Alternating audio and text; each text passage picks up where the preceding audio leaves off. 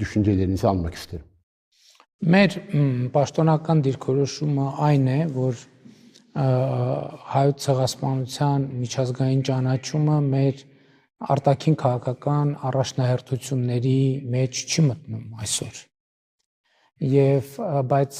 այս համատեքստում սա պաշտոնական ձևակերպում է, բայց այս համատեքստում կան հարցեր, որոնց պարզաբանումը շատ էական է եւ կարեւոր, եւ այդ հարցերի շուրջ ես հիմնականում աշխատանքային ռեժիմով անդադ խոսում եմ եւ Հայաստանում եւ արտերկրում մեր հայրենակիցների հետ զրույցում եւ կարծում եմ լավ առիթ է որպեսզի նաեւ հրապարակային այդ մասին խոսեմ։ Նախ պիտի ասեմ, որովհետեւ այդ քննարկումները եւ շարժումները նաեւ Հայաստանում եւ ոչ միայն Հայաստանում լինում են, խոսք է գնում ուրացման, մեծ եղերնը ուրանալու կամ մոռանալու մասին կամ ես ուզում եմ շատ հստակ լինի, որ Հայաստանում եւ հայության շրջանում դա անառարկելի ճշմարտություն է։ Այսինքն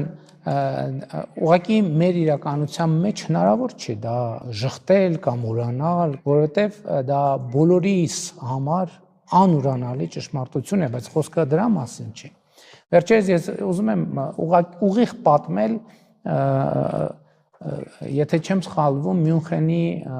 հայերի հետ հանդիպման ընթացքում իմ ունեցած մի ելույթի մասին, երբ ես ասում եի հետևյալ, ասում եի սիրելի հայրենակիցներ, երբ որ մի հեռավոր երկրի խորհրդարան կամ կառավարություն մի որոշում է ընդունում, մենք այդ որոշումից շատ ոգևորվում ենք։ Մեր իրականության մեջ այդպես է եւ դրանում գաղտնիք չկա եւ այդ շատ հեռավոր երկրները երբ որ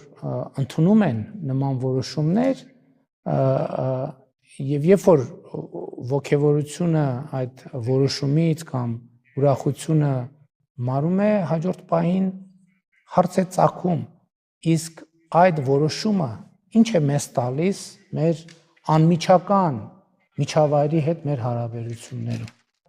եւ երբ որ մենք անմիջական միջավայրում ունենում ենք լարումներ այդ լարումները ինչքանով են նպաստում մեր երկրում մեր տարածաշրջանում կայունությանը խաղաղությանը եւ այլն եւ այսպես շարունակ եւ նաեւ այստեղ է որ հարցածագում որտեղ եւ ինչպես մենք պետք է կենտրոնանանք Հայաստանի պետական շահերի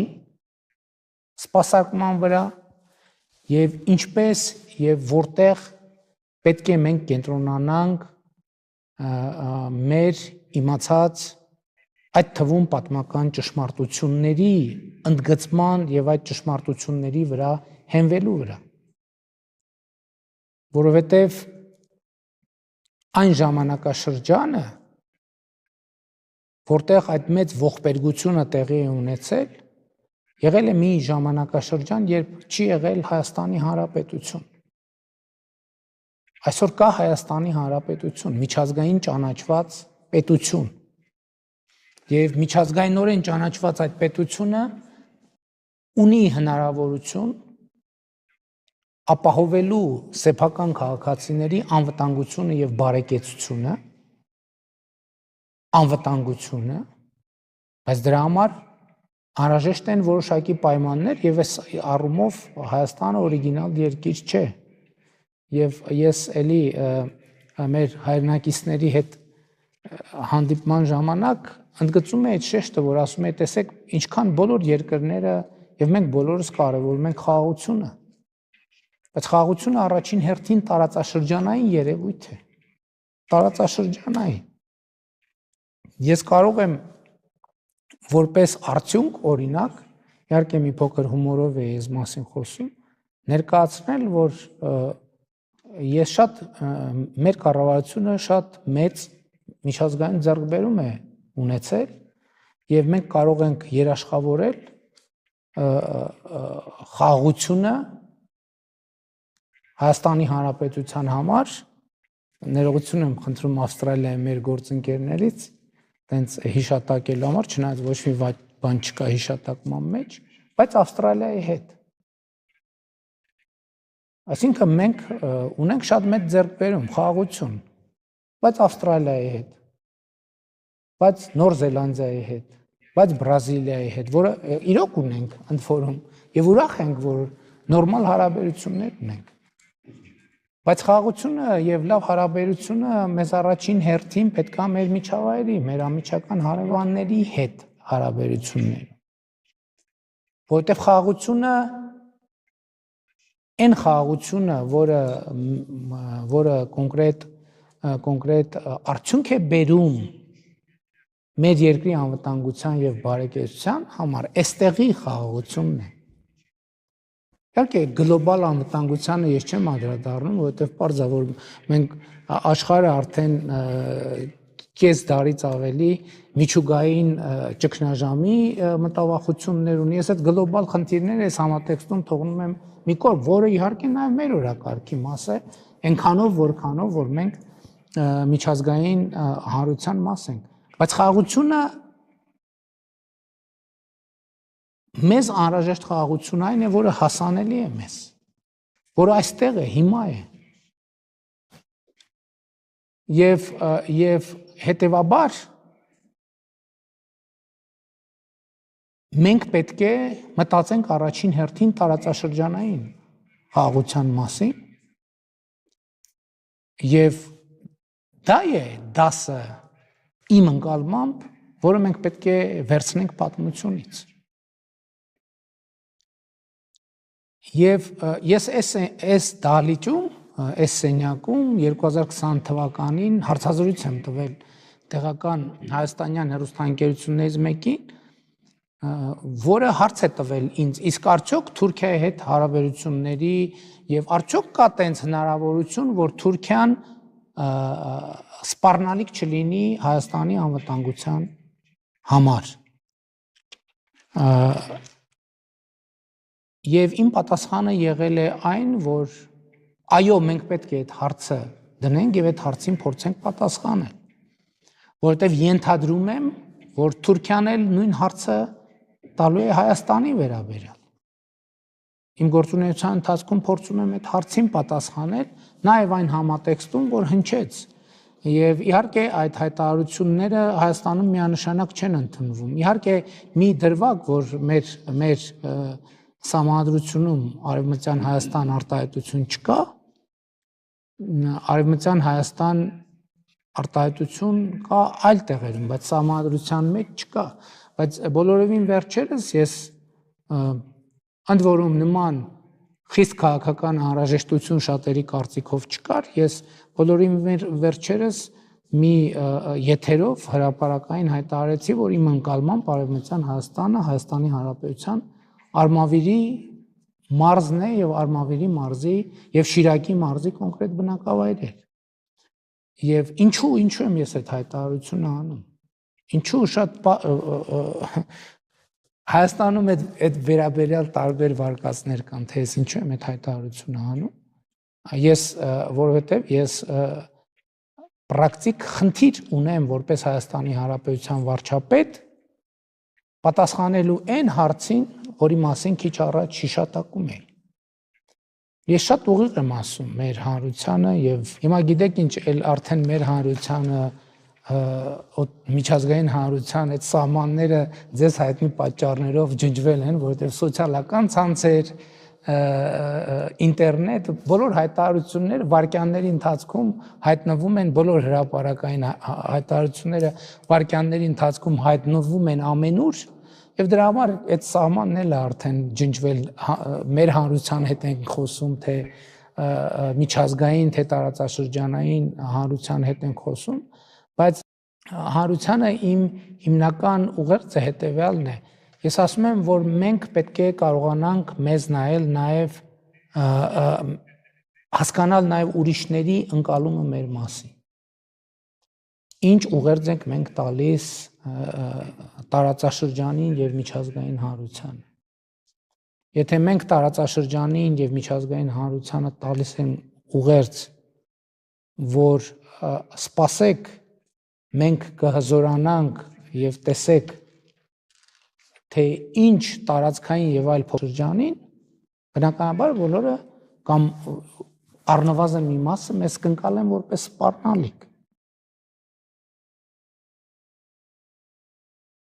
Եվ եթե մենք լսենք նման հայտարարություններ մեր հարևաններից, մենք էլ դա կընկալենք որպես սպառնալիք, ինչը եւ եղել է։ Եկեք չթաքցնենք միջին վիճակագրական ընկալումը Հայաստանում, Հայաստանի Հանրապետությունում այն է, որ Թուրքիան սպառնալիք է Հայաստանի անվտանգության համար։ Եվ ես ենթադրում եմ, որ երբեմն այն բառամթերքը, ընդհանուր քաղաքական բառամթերքը, որ Հայաստանի Հանրապետությունում եւ օգտագործվում է, պարտադիր չէ, որ պաշտոնական մակարդակում, բայց երբեմն նաեւ պաշտոնական մակարդակում դա կարող է ընկալվել որպես սպառնալիք Թուրքիայի համար։ Իմ ասածը այն է, որ կարող է պարզվի, որ մենք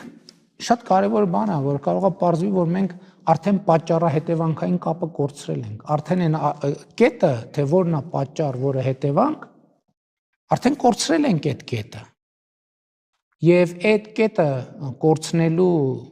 պատճառով եւ այս ընկալումների պատճառով մենք անցել ենք շատ բարդությունների եւ կատակլիզմների միջով։ Բայց հիմա կա հնարավորություն այս հարցի ընկալումը եւ այս հարցի պատասխանը ձևակերպումը փոխելու։ Հնարավորությունը ծագել է այն բանից, որ թե Հայաստանի կողմից, թե Թուրքիայի կողմից հնչել են ուղերձներ, որ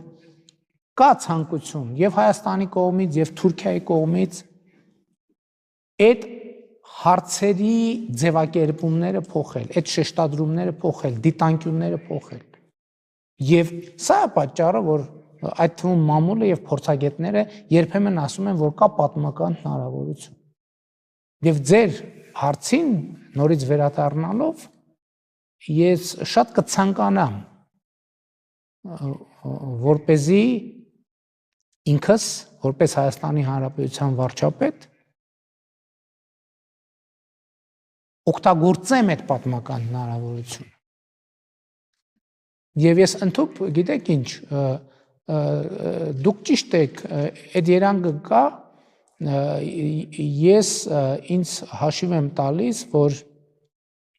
երբեմն հայտարարություններ եմ անում, որոնք ներքաղաքական իմաստով ոչ մի օգուտ չեն բերում ինձ որպես քաղաքական գործիչ եւ մեր քաղաքական կուսակցությանը, բայց մյուս կողմից ես հասկանում եմ, որ այս հնարավորությունը չի կարելի բաց թողել։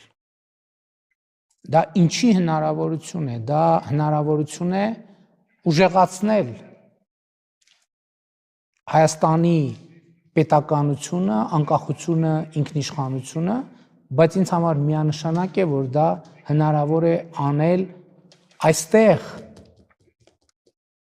հիմա այս տարածաշրջանում կայունություն եւ խաղաղություն ունենալու միջոցով, տնտեսական համագործակցություն ունենալու միջոցով։ Եվ հետեւաբար մենք պիտի փորձենք անել հնարավորը այդ հնարավորությունը օգտվելու համար։ Որտեւ ավանդաբար, գիտեք, ես ուզում եմ անկեղծ ասել, նույնիսկ երբեմն հոռետեսներին շատ դժվար է լինում փարատել հոռետեսների հոռետեսությունը։ Որտեւ տեսեք, ես ասացի 2022 թվականին պայմանավորվածություն է ձեռք բերվել, որը ըստ էության ինքը շատ կարևոր, բայց այնուամենայնիվ այն վերջնական կետը չէ։ Եվ շատերն ասում են, ահա, պարզ օրինակ, որ պայմանավորվածություն է ձեռք բերվել, այդ պայմանավորվածությունը չի իրագործվում, դուք պետք է, այսինքն ինձ է ուղղված այդ հարցը, դուք պետք է արձանագրեք այդ քաղաքականության ձախողումը։ Ես դրա հետ չեմ համաձայնվում։ Եվ ես եւ մեր քաղաքական թիմը վճռական են, համբերատար, հետեւողական խոսակցության, երկխոսության, փաստերի եւ փաստարկների դաշտում հասնել նրան, որ տարածաշրջանը Հայաստանի Հանրապետության համար լինի կայունության, խաղաղության եւ բարեկեցության աղբյուր, բայց որպեսզի դա տեղի ունենա, տարածաշրջանը պետք է նաեւ տարածաշրջանի մյուս երկրների համար լինի խաղաղության, համագործակցության, բարեկեցության, անվտանգության եւ կայունության աղբյուր։ Ես իհարկե առաջին հերթին իմ հոգսը եւ պարտականությունը եւ կոռեկտ էլ չի, ես չեմ էլ կարող այլ երկրների փոխարեն մտածել եւ ձևակերպել այլ երկրների շահերի համար, բայց նաեւ 2021 թվականի ընտրություններից հետո մեր կառավարության ծրագրում մի այսպիսի կետ մտավ, մենք այդ կետը անվանում ենք տարածաշրջանացում։ Ինքը շատ շերտեր է պարունակում։ Շատ շերտեր է պարունակում, ինքը ընդամենը բառ է, բայց շատ շերտեր է պարունակում, սա նշանակում է, որ մենք մեր քաղաքականությունները վարելիս առաջին հերթին ընկալում ենք մեզ որպես տարածաշրջանային երկիր, առաջին հերթին, սա չի նշանակում, որ մենք մեր այլ հարաբերությունները սահմանափակելու ենք կամ կտրելու ենք կամ նվազեցնելու, բայց մենք առաջին հերթին տարածաշրջանային երկիր ենք մեզ ընկալում եւ հետաքրքիր բանը ինչով էր հետաքրքիր տեսեք երբ որ մենք ծրագրում այդ թեզը մցրեցինք ես արձանագրեցի իհարկե հանգամանքները պարզ չէին բայց դա 2021 թվականն էր բայց 2022-23 թվականները ինչով էին էական եւ կարեւոր որ ես որպես Հայաստանի Հանրապետության վարչապետ այդ ժամանակաշրջանում հանդիպումներ էի ունենում եւ քննարկումներ էի ունենում մեր տարածաշրջանի բոլոր երկրների ղեկավարների հետ։ Այդպիսի իրադրություն, ինչքան էլ տարօրինակ թվա, մեզ համար չի եղել շատ սովորական։ Այսինքն եւ իմիջիայլոց վերադառնալով Թուրքիայի հետ մեր հարաբերությունների դինամիկային Գիտեք, ես պետք է ուղիղ ձեզ ասեմ, որովհետև այս հանդիպումը եւ նման հանդիպումներ իրանք ավելի իմաստավորված կլինեն, որպեսզի մենք մաքսիմալ երկիմաստություններից խուսափենք։ Գիտեք, այն ժամանակներում, երբ որ օրակարգում էր, որ պետք է շփումներ լինեն Հայաստանի եւ Թուրքիայի ներկայացուցիչների միջեւ, ասենք ինքնին փաստը, որ նման շփում է տեղի ունենում, կարող էր շատ բարդ արձագանք ունենալ սոցիալական ցանցերում եւ այլն եւ այլն։ Եվ բնականաբար հանրության արձագանքներ որոշակիորեն կաշկանդում են նաեւ այդ հանրության կողմից ընտրված իշխանությանը։ Բայց հիմա ես դա շատ կարեւոր ձեռքբերում եմ համարում Շատ պարզ մի բան նշեմ, որը ինքը կարող է առաջին հայացքից պարզունակ թվալ, բայց խորհրդանշական։ Օրինակ, երբ որ ես Նյու Յորքում ունենում եմ հանդիպումներ ամենատարբեր երկրների ղեկավարների հետ, եւ իմ հանդիպումների մասին փոքրիկ նյութեր ենք տեղադրում իմ Facebook-յան էջում, եւ ես վերադարձի ճանապարհին արձանագրում եմ, որ իմ հանդիպումը Թուրքիայի նախագահի հետ ամենաշատ տարածումն է գտել մեր սոցիալական ցանցերի մեր օգտատերերի շրջանում, ամենաշատ դիտումները, ամենաշատ հավանումները եւ ես նայում եւ զարմանում եմ։ Ես զարմանում եմ։ Բայց հիմա կարող է թվալ լավ Facebook-ի լայքերն են քննարկում Բայց էլ եմ ասում, մենք պետք է դինամիկայի մեջ լինենք։ Օրինակ մեր առաջին հանդիպումը այդպեսին չէր, այլ ընդհակառակը։ Հիմնականի ֆոնով էր։ Նույնիսկ հանդիպման փաստը, թե ինչու պետք է Հայաստանի Հանրապետության վարչապետը նման հանդիպում ունենա եւ այլն։ Այսինքն նկատի ունեմ շատ բարդություններ արդեն իսկ հաղթահարված են, որը պրակտիկ առումով ինքը վիճակագրության մեջ չի արտահայտվում, առևտրաշրջանառության եւ այլն։ Ես դա ձեռք բերում եմ համարում, ուղիղ պետք է ասեմ։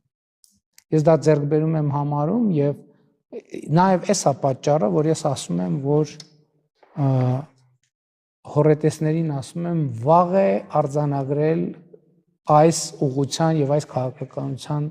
ձախողման մասին։ Ես համոզված եմ, որ եթե մենք